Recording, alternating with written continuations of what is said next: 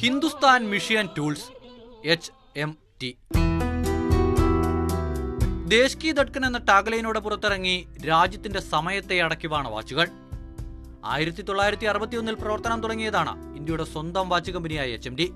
ജപ്പാനിലെ citizen watch കമ്പനിയുമായി ചേർന്നായിരുന്നു ബംഗളൂരുവിലെ ആദ്യ യൂണിറ്റ്.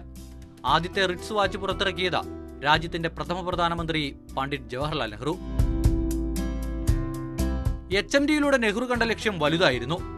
ജോലിയിലും ജീവിതത്തിലും കൃത്യസമയം പാലിക്കാൻ ഒരു ജനതയെ പ്രാപ്തരാക്കുക.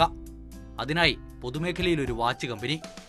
ആദ്യ മോഡലിന് നെഹ്റു പേരുമിട്ടു ജനത. ബുക്ക് ചെയ്ത് 10 മാസം വരെ HMT വാച്ചുകൾക്കായി കാത്തിരിക്കേണ്ടി വന്ന കാലമുണ്ടായിരുന്നു രാജ്യത്ത് പണ്ട്. പുറത്തിറക്കിയത് ജനത, സോന, വിജയ്, ധലക്, പൈലറ്റ്, ജവാൻ തുടങ്ങിയ മോഡലുകൾ. എല്ലാം സൂപ്പർ ഹിറ്റ്. 80കളിലും 90കളിലും ഫാഷന്റെയും സ്റ്റാറ്റസിന്റെയും സിംബലായി HMT.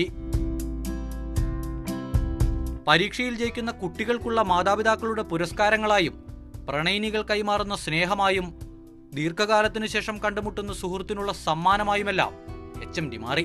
HMT എന്ന് പറഞ്ഞാൽ അത്രയും സൂപ്പർ ഫൈൻ ബ്രാൻഡായിരുന്നു. ആൾക്കാർക്കെല്ലാം വളരെ ഫെമിലിയർ ആയിരുന്നു. അത്രയും ടൈമൊക്കെ അത്ര ആക്യുറസിയാണ്. വൈൻഡിങ് വാച്ച് എന്ന് പറഞ്ഞാൽ അത്രയും ആക്യുറസിയാണ് ടൈമൊക്കെ. അത് കീ കൊടുക്കാൻ 2 കാര്യമാണ്. ഒന്ന്, ടൈം കീപ്പിംഗ് പോലെ തന്നെ കൈക്ക് ഒരു എക്സസൈസാണ്. ഒരു 5 മിനിറ്റ് വെച്ചാൽ 5 മിനിറ്റ് നമ്മൾ കൈ ഒരു എക്സസൈസാണ്. അതുകൊണ്ട് ആൾക്കാർ അതിനെ പ്രിഫർ ചെയ്തത് നല്ല രീതിയിൽ. പണ്ടത്തെ വാച്ചുകൾ ഇപ്പോഴും തിരിച്ച് അവർ സർവീസ് ചെയ്തൊക്കെ ഉപയോഗിക്കുന്ന ആൾക്കാർ നിറയെ ഉണ്ട്. HMT വാച്ചിൻ്റെ എന്താണ് അതിൻ്റെ ക്വാളിറ്റി എന്ന് അവർക്കറിയാം. 90കളുടെ പകുതിയോടെ പ്രതിസന്ധി തുടങ്ങി. 2016 കേന്ദ്ര സർക്കാർ തീരുമാനപ്രകാരം പ്രധാന നിർമ്മാണ യൂണിറ്റുകൾക്കെല്ലാം പൂട്ടുവീണു. കാലം മാറിയത് തിരിച്ചറിഞ്ഞ സാങ്കേതികവിദ്യയുടെ മാറ്റങ്ങൾക്കൊപ്പം വളരാൻ HMTക്കായില്ല. വളർത്താൻ ഉത്തരവാദിത്തപ്പെട്ടവർ കൈയൊഴിയുകയും ചെയ്തു. കമ്പനി കളമൊഴിഞ്ഞെങ്കിലും നിലയ്ക്കാത്ത സൂചി പോലെ ചലിക്കുന്നുണ്ട് ഒരു തലമുറയ്ക്ക് HMTയുടെ ഓർമ്മകൾ. അമൽ തേനമ്പറമ്പിൽ, മാതൃഭൂമി ന്യൂസ്, തിരുവനന്തപുരം.